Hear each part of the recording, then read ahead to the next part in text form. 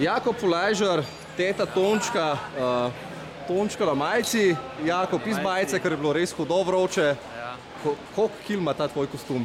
Ja, mislim, da bi tam okrog 25, to nekje, ja. Ti si reč mojster za kuhanje, tudi ne sam stand-up oziroma igralec. Je bilo kaj kuhne danes? Pa ne vem, jaz ne gledam to na kuhnjo. Jaz sem v bistvu svoj nastop naredil, zdaj pa publika je odločila, zdaj še publika tako naredila s svojimi glasovi, da je prav. Ti drugače, katera z vrst komedije ti je najbližja? Vživljanje, vlik, si monokomedije delal, bi rad bil igralec, bi rad bil stand-upper? V bistvu ta likovni stand-up, ker v bistvu pripraviš lik in skozi lik podaje zgodbe. To mi je nekaj blizu in z tega sem začel tudi in zraven kuhanja to tudi vključujem. Imaš kakšnega vzornika pri tem svojemu delu? Kar se tiče kuharskega, enostavno ni, ampak v Sloveniji je dobrih stand-upov, tako da to je kar dobrih, tudi Vidvalič eden izmed njih, ker je zelo dober. Tako da zdaj pa, kar se tiče kuhanja. Pomislil sem na Mamo Manko, recimo, klele, ker je z tvojih koncev nekje dol, če se ne motim. Mama je Dolenka, jaz sem pa v bistvu Štajer. Pardon, oprosti, moja napaka. Ja, Mama Manka je posebna, ampak on tudi izvaja petje in še vse ostalo, da je multitalent. Po kaj si prišel na talent? V bistvu mi je bil prijava zgolj, da nekaj poskusim novega, pričakoval nisem, da v audiciji dobim 3A in potem, da še celo prijem po finale.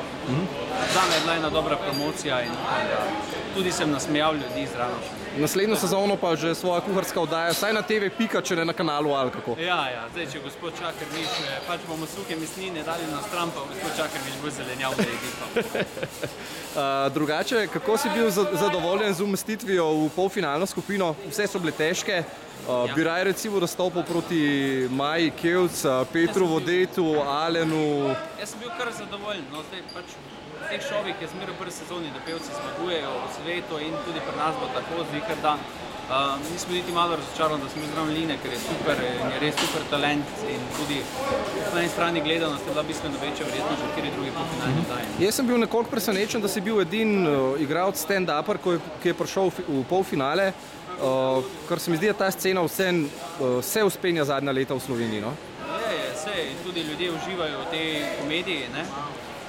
Je pa res, da v bistvu v takih polfinalnih nastopih v bistvu moraš neko tematiko zbrati. Zdaj, če zbereš tisto, ki ljudem blizu in to pač ljudem je blizu politika in gre za vse to življenje. Da je gospod Čakarmiš imel malo pripomb na to, da je pač šale na prvo žogo, ampak v bistvu v teh 3 minutah kot stand-up ne moreš kaj drugega razviti kot podati tisto, a se ljudje smejijo. Zadnjič sem nekje slišal, da je prva palačinka tako kot prva zveza za trening. Ti kot kuhar se strinjaš? Je res, ja. Če dobro prvo obrneš, potem jo lahko vračaš. Hvala.